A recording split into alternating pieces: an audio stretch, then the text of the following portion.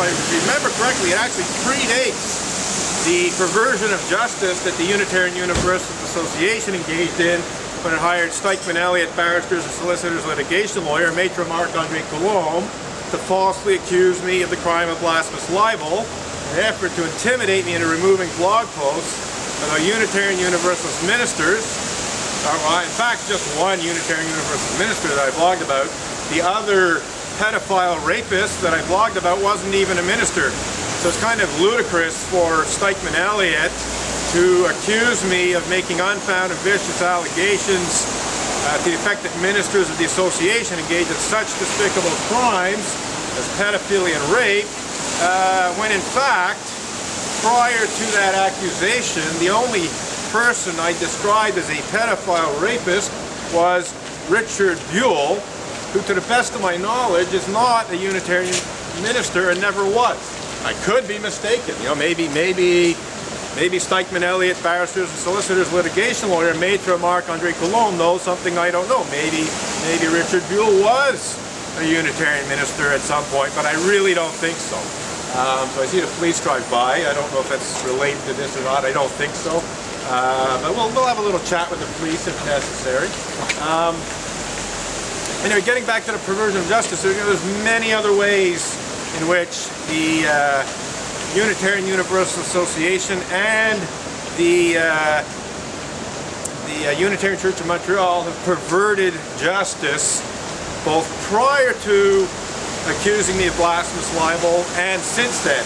And I think one of the most shameful perversions of justice, which is directly related to the issue of clergy sexual abuse of children, is the fact that during the 2014 Unitarian Universalist Association General Assembly in Providence, Rhode Island this summer, UUA moderator Jim Key delivered what was supposed to be an apology to clergy sexual misconduct victims in the middle.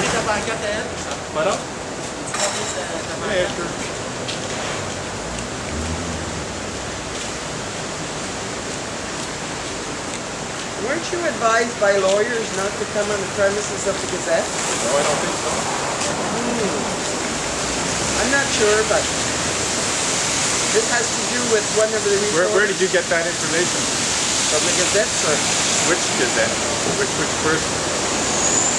Who told you? I don't need to tell you a name. I'm just saying that which reporter that this has to do with. What? I'm talking about Sue Montgomery, but I'm also talking about the Gazette in general. The Gazette in general has been informed of this story several times and has not reported it. Okay. We'll see what they say. Thank you. Thank you. Don't lock the door, Scott. I'm not locking the door yet. Now, Ben, actually, please do talk to someone if you're there. Okay, well, that's good. This is a security person who I believe is directly security with the Gazette. I believe this woman who came out, I don't know if she's visible. She was standing off to the side, so I don't know if she's visible in the video or not. But this woman came out, wanted to see the picket sign, asked about it, and she said, weren't you advised not to come on the premises by a lawyer, blah, blah, blah. So this is interesting because yes, I did in fact receive a cease and desist demand letter from Mark Abley, the Gazette, or a media lawyer who worked for the Gazette. Basically, the cease and desist demand letter that I received from Mark Abley demanded that I cease saying these things with respect to Sue Montgomery. I made it very clear to him, no, sorry my friend, I'm telling the truth. These are not libelous statements at all. They're solidly supported by evidence. If you want to take me to court, be my guest. But there was nothing in that cease and desist demand letter, which by the way is posted to the internet, which in any way, just a second.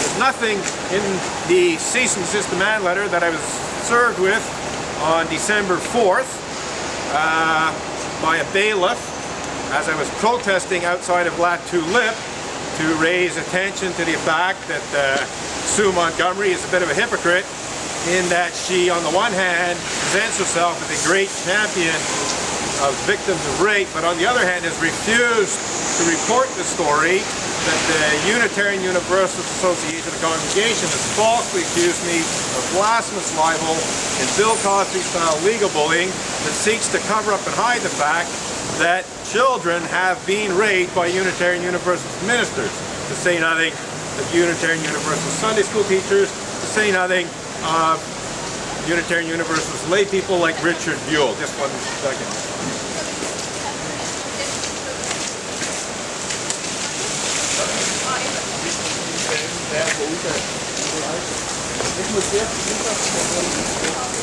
So, the fact that this security person said this indicates to me that she has been advised by someone that I'm not supposed to come on the premises, which is completely untrue. That was not at all in the cease and desist demand letter. The cease and desist demand letter simply accused me of libeling Sue Montgomery, which as far as I'm concerned, I'm not doing at all. As far as I'm concerned, my statements about Sue Montgomery are very, very truthful, supported by supporting evidence, videos, documents, and so on.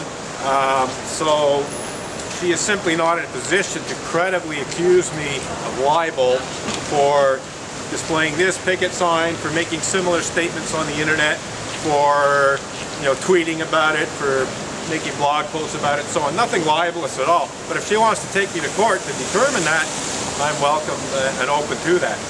On the other hand, since a security person brought up the subject, in my response to Mark Abley's cease and desist demand letter, I blew it out of the water by just showing or making clear to him that no, sorry my friend, I'm telling the truth.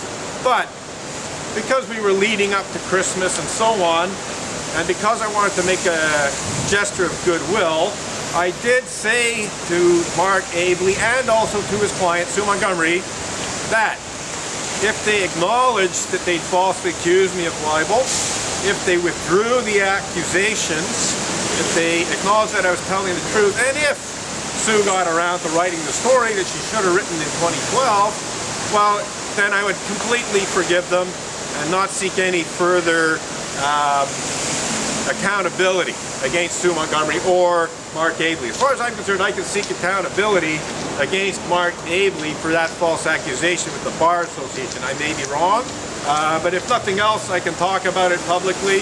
Freedom of speech. Say, as far as I'm concerned, Mark Abley is engaging in immoral, unethical, legal bullying that seeks to cover up and hide the fact that Sue Montgomery is complicit in and is even actively involved in Unitarian Universalist cover-up and denial of clergy abuse, including, but not limited to, clergy sexual abuse of children. As far as I'm concerned, what I just said is entirely truthful. This kind of legal bullying that people like Bill Cosby, Jian Ghomeshi, Lance Armstrong engage in to try to silence people is, in my view, unethical and immoral. And in the case of the blasphemous libel accusation, the Stikeman Elliott Barristers Solicitors litigation lawyer, Maitre Marc-André Coulombe, brought against me, it is also borderline criminal. Because when you accuse someone of a criminal act, if you falsely accuse them and you bring that false accusation of a criminal act to the police or prosecutors, you are guilty of the criminal act of public mischief. So as far as I'm concerned, Stikeman Elliott Barristers Solicitors litigation lawyer, Maitre Marc-André Coulombe, and the Unitarian Universalist Association of Congregation leaders who are responsible for having me accused of the crime of blasphemous libel by Stikeman Elliott are one step away from committing the criminal act of public mischief. Just gonna go and fix that picket.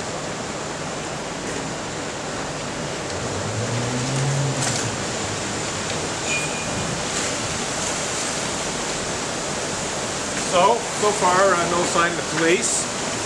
The security woman said she was going to talk to the Gazette people, which is, I actually want the Gazette to know about this. I want to know about my protest. As far as I'm concerned, it's newsworthy that Sue Montgomery is accusing me of libeling her for telling the truth about her. I mean, that's newsworthy in itself.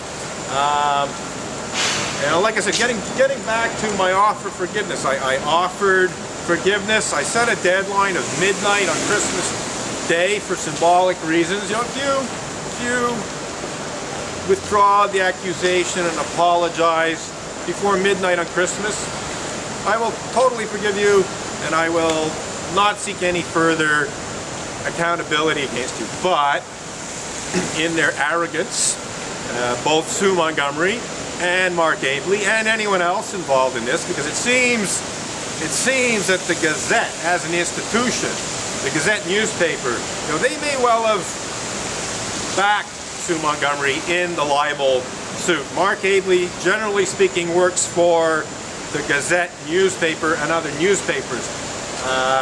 You know, I don't know to what extent he works for individual clients, so it's not at all impossible that the cease and desist demand letter that I was served with was actually fully supported by the Gazette leaders, you know, editors, whatever. You know, it's entirely possible that higher ups in the Gazette were, you know, basically said, okay, Sue, we'll take care of this.